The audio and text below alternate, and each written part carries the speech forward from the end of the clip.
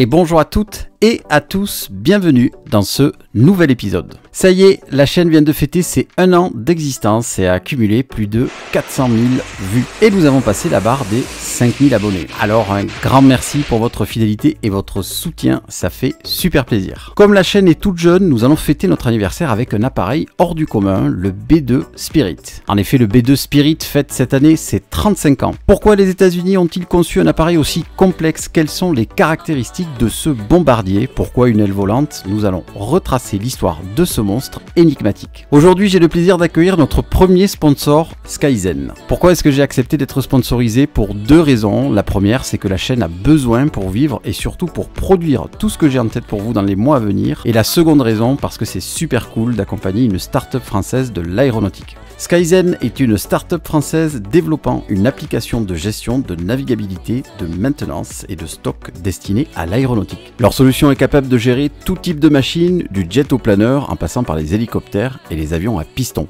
Sa force vient de sa simplicité d'utilisation permettant une prise en main rapide. Son approche modulaire vous permet d'utiliser uniquement les fonctionnalités dont vous avez besoin et l'intégration entre ces différents modules permet un gain de temps important et une traçabilité maximisée. Skyzen est déjà utilisé dans 8 pays sur environ 500 machines. Pour plus d'informations, rendez-vous sur le site www.skyzen.aero. Je vous souhaite un excellent épisode.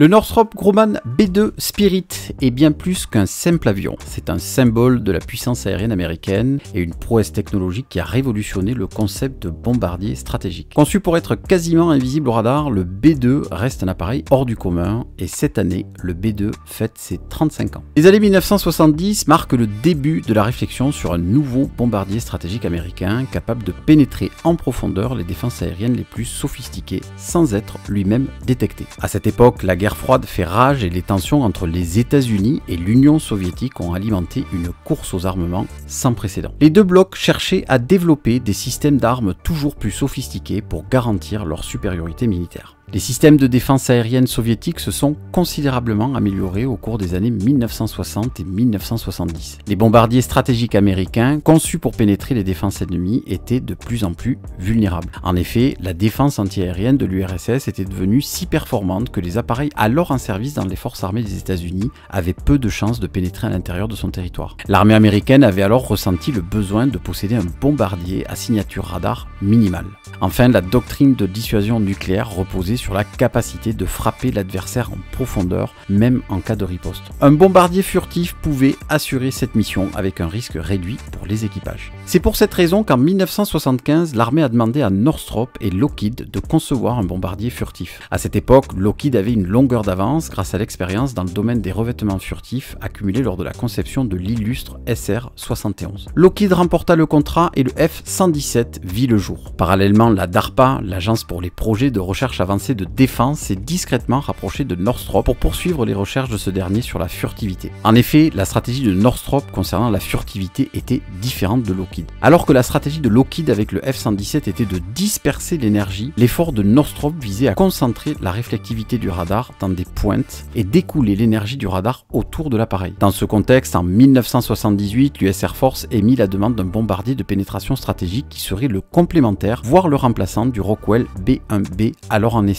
Cela donna lieu au contrat Tacit Blue conclu en avril 1978 avec la DARPA. Le projet B2 était né. Objectif, être en capacité d'attaquer les cibles stratégiques soviétiques à l'aide de bombes conventionnelles ou nucléaires. Particularité, le bombardier devait être en mesure de survoler le territoire russe au cours d'une guerre nucléaire, d'exécuter sa mission, puis de se poser pour recharger et effectuer une autre sortie en vue d'une autre frappe. Aucun bombardier n'avait été conçu avec ces exigences auparavant. La conception du B2 dura 10 ans et a nécessité le développement de 900 nouvelles méthodes de conception. Et oui, parce que la conception d'un bombardier furtif a posé de nombreux défis techniques inédits, principalement pour réduire la signature radar. Les ingénieurs ont dû concevoir une forme d'avion minimisant les surfaces planes, réfléchissant les ondes radar. En effet, pour réaliser le B2 Spirit, Northrop s'est inspiré largement des conceptions d'ailes volantes précédentes et notamment celle de l'YB-49 conçue pendant les années 40. Pour la petite anecdote, c'est lors des essais en vol du Northrop YB-49 que les militaires américains avaient découvert par hasard sa furtivité. En effet, à chaque fois que l'aile volante approchait d'un aérodrome, sa faible surface radar faisait que les radars avaient beaucoup de mal à le détecter. L'aile volante s'est alors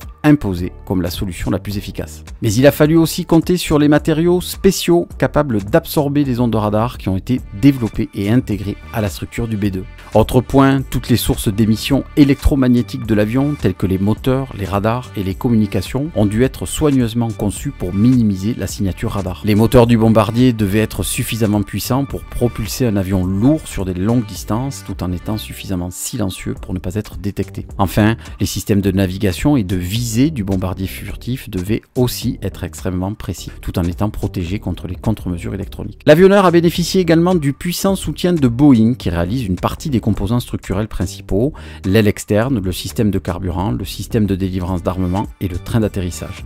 Mais Northrop a aussi bénéficié de General Electric pour concevoir la forme unique du bord de fuite en forme de W du B-22 dû à l'ajout de surface de contrôle et un dispositif anti-turbulence nécessaire pour le vol à grande vitesse à basse altitude. La conception de ce projet était bien évidemment top secrète. La majorité des responsables de l'US Air Force croyaient d'ailleurs que le bombardier Rockwell B-1B était la priorité numéro 1, alors que seulement une poignée d'entre eux connaissaient l'existence du projet B-2. Pour tester toutes ces nouvelles technologies, un avion expérimental, le Northrop Tacit Blue, a aussi été construit. C'était un démonstrateur technologique visant à étudier la furtivité et un radar de détection de cibles au sol à faible chance d'interception. Il a été construit par Northrop afin de tester les technologies qui seront utilisées sur le B-2, le 8 Joint Stars et sur le missile AGM-137. Le démonstrateur a volé de 1982 à 1985 en réalisant 135 vols dans le plus grand secret. D'ailleurs, l'existence de cet appareil expérimental n'a été révélée qu'en 1996. À l'issue de la fabrication du premier appareil débuta, Northrop était responsable de la construction de la section avant et du cockpit, Boeing de la partie centrale avant et de la section extérieure, et Vought produit la section médiane du fuselage ainsi que les pièces en aluminium, en titane et en matériaux composites. En avril 1988, l'armée dévoile à la surprise générale une vue d'artiste de l'appareil, révélant un des plus grands secrets de l'armée à cette époque-là. Le 22 novembre 1988, le premier exemplaire immatriculé 82 1066 sort des usines Air Force Plant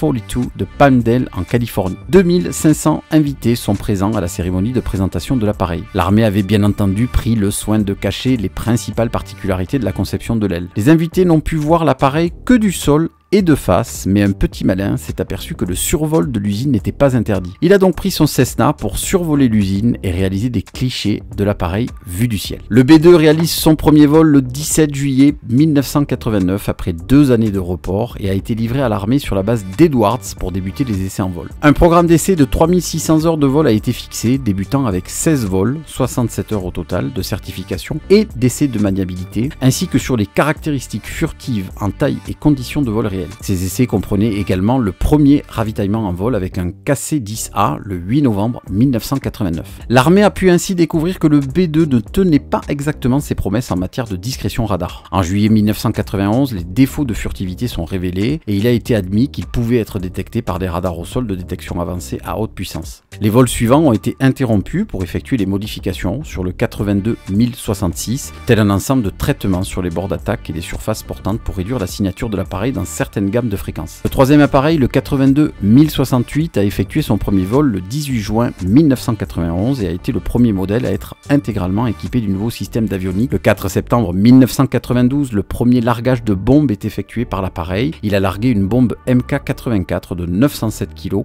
inerte. Les essais de furtivité se sont poursuivis en 1993 pendant que le 82 1067 effectuait des essais de charge et de performance, incluant le radar Hughes AN APQ 181. À la fin de l'année 1993, 5 appareils volent et ont accumulé 1500 heures d'essai, et à la fin de l'année 1997, le programme accumule 40 000 heures de vol. Il a été construit en 21 exemplaires, le 22e exemplaire initialement prévu a été abandonné. En 2024, 20 appareils sont toujours en service, dont un qui est accidenté et qui est donc temporairement retiré du service. A noter qu'un appareil a été détruit dans un accident en 2008. Le B-2 mesure 21,03 mètres de long pour 5,18 mètres de haut et dispose d'une envergure de 52,43 mètres, soit la moitié de la longueur d'un terrain de foot. Il peut emporter 2 personnes qui sont équipées d'ailleurs de 2 sièges éjectables. Le cockpit dispose d'un cabinet de toilettes chimiques et d'un coin cuisine et offre suffisamment d'espace pour un 3e membre d'équipage ou pour un sac de couchage pour les longues missions selon l'US Air Force. Le B-2 peut atteindre une vitesse subsonique de 972 km/h, soit Mach 0,95 en vitesse Mach max, mais en réalité il vole à 900 km/h ou Mach 0,85 en vitesse de croisière standard à 40 000 pieds, soit 12 km. Son altitude maximale d'exploitation est le niveau 500, soit 50 000 pieds ou 15 km. À vide, le B2 pèse 71,7 tonnes, sa masse maximale au décollage est de 170 tonnes. Il peut parcourir 11 100 km en configuration de combat, néanmoins ce dernier peut être ravitaillé en vol. Il peut emporter au maximum 75 tonnes de carburant. Côté charge utile, un B2 peut transporter une charge utile de 20 tonnes.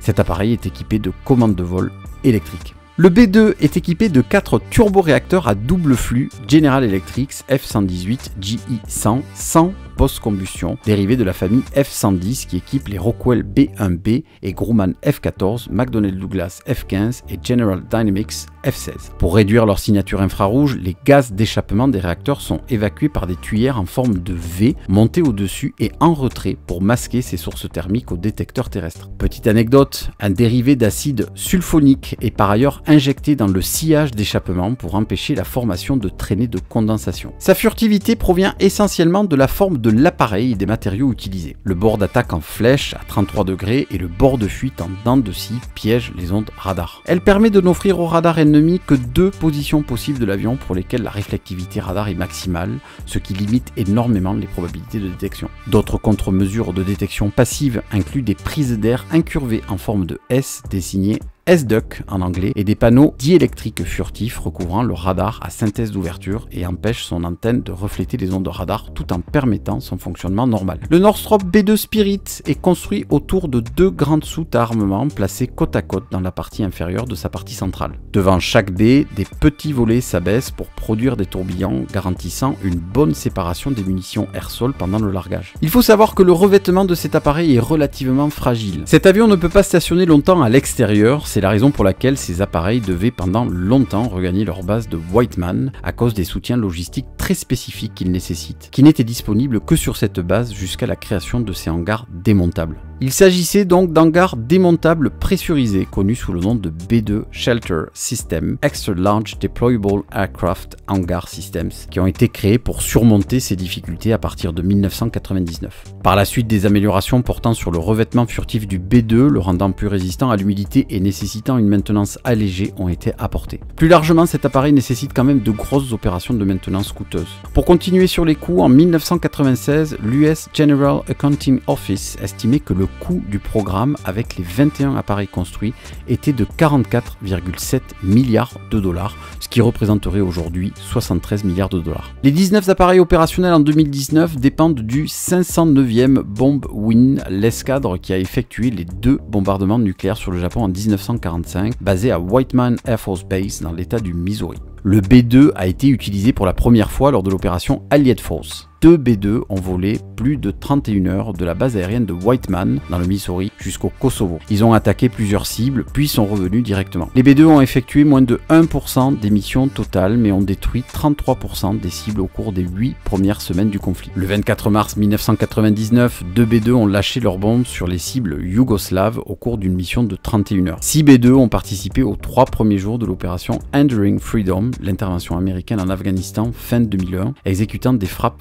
dès les premières heures du conflit le dimanche 7 octobre 2001. Le B2 détient le record de la plus longue mission de combat aérien de l'histoire puisqu'en 2001, le Spirit of America et 5 autres B2 ont été les premiers à pénétrer dans l'espace aérien afghan pour une mission record de 44 heures. Le B2 a effectué un arrêt rapide pour un changement d'équipage et de service de 45 minutes avec les moteurs toujours tournants. Il est ensuite retourné à sa base au Missouri pour un autre vol de 30 heures, soit un total de plus de 70 heures consécutives. 6 B2 ont également participé à l'opération Liberté irakienne durant près de 3 semaines en 2003. Le B2 a par ailleurs joué un rôle crucial lors de la première et de la deuxième guerre du Golfe en lançant des raids aériens de précision sur des cibles ennemies profondément enfouies. Le 20 mars 2011, 3 B2 ont frappé une base aérienne de l'armée de l'air libyenne contrôlée par les forces pro-Kadhafi dans le cadre de la mise en place d'une zone d'exclusion aérienne au-dessus de la Libye. Le 19 janvier 2017, 2 B2 ayant décollé de Whiteman Air Force Base ont bombardé 2 camps d'entraînement de l'État islamique situés à environ 45 km au sud-ouest de Sirte en Libye. Mais plus globalement, en tant que bombardier stratégique, le B2 est capable de transporter des armes nucléaires. Sa présence est donc un élément clé de la dissuasion nucléaire. La réalisation de ce projet a nécessité des avancées technologiques majeures dans de nombreux domaines. Le B2 Spirit est le résultat de décennies de recherche et de développement et il reste aujourd'hui un symbole de la puissance technologique américaine. Malgré son âge, l'avion bénéficie de mises à jour régulières pour le maintenir à la pointe de la technologie. Fin 2006, l'US Air Force a indiqué que le B2 Spirit devrait rester en service jusqu'en 2058 avant d'être progressivement remplacé par le B-21 Raider. Mais nous verrons cela dans un prochain épisode. Si vous avez aimé le contenu, lâchez un pouce bleu et si vous ne voulez rien rater, abonnez-vous et mettez un coup de cloche. Je vous dis à la semaine prochaine sur votre chaîne Aéro.